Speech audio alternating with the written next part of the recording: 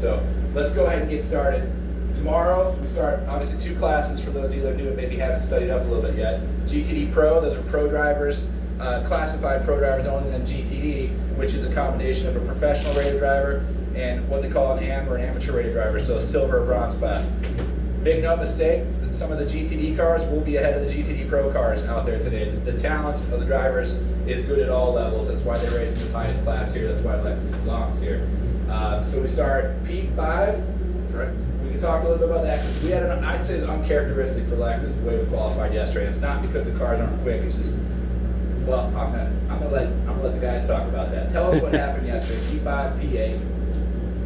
We put a lot up front, so go ahead and take it, guys. Yeah, we had a really good morning yesterday. We were P1 in practice in the morning, but then we had a bit of an issue. Something came loose on the left rear of the car, so we didn't qualify particularly as well as obviously we would like. But kind of the good news is that we should be further up than we are, so we expect we can go forward today and have a really strong race. Cars have been fast all weekend, and feel like we had a good practice this morning as well, so yeah, feel comfortable and ready for the show. Looks more enjoyable if we come through the field rather than just check out around. Yeah, we qualified P8 in the 12 car. Just changed the setup a little bit, went in the wrong direction, but we kind of got it back in the window from practice this morning, and I think we'll have a much better race car today. Excellent. What do you guys expect? I know VIR is one of the drivers' favorite tracks of all the circuits we attend. Tell me why VIR is special. What gets you excited about racing here? I've raced here before 5 years ago, and coming back in the Lexus RCF GT3.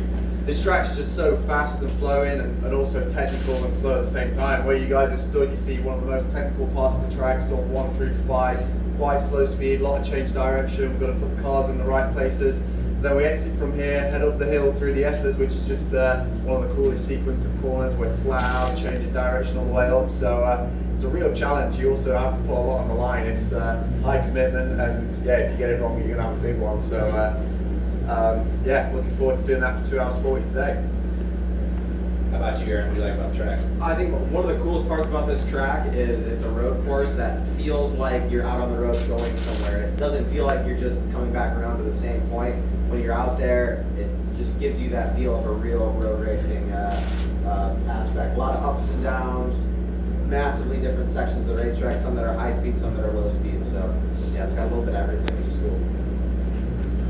Awesome. Yeah, I think they touched on everything.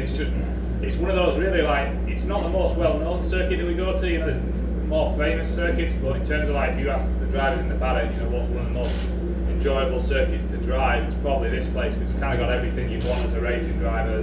The elevation change, that's always fun. Fast sweepers, lots of connecting corners where you have to give up sometimes on the entry to get the exit, and vice versa. So it's quite like just technical and fun track to drive, and it's actually a track you can pass out as well, which is important. You're going to see a lot of passing down into turn 1. You'll see passing down into turn 14, which is good as well, because a lot of tracks we go to, specifically in our cars, where it's quite hard to overtake, but this track in particular is quite a good one for passing, so it's exciting.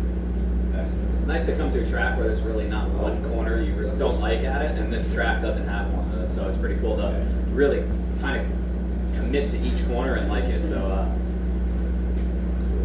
Excellent. Jack, you answered actually my next question was where are the best places to pass here.